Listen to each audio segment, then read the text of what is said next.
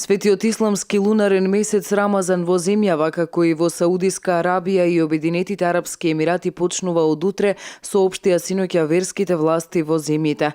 Рамазан е месец на простувањето, покајувањето и милосрдието, можност муслиманите да станат сочувствителни со луѓето кои имаат потреба од помош, доброволно лишувајќи се од храна и вода.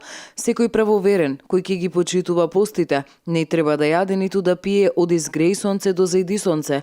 Во тоа време треба да се воздржува и од сексуални контакти. Со ова се здобиват со многу корисни добивки, кои се многу бројни, а јас се надевам и користам прилика во овој момент на сите припадници од исламска вероисповест да му се прифати постот од страна на возвишениот Аллах Джелешануху, да му се прифатат сите верски обреди кои ќе ги прават во овој месец и му посакувам лесен пост. Над 1,5 милијарди верници од цел свет во текот на овој месец планираат да ги спроведуваат постите, пракса што се смета за еден од столбовите на исламот.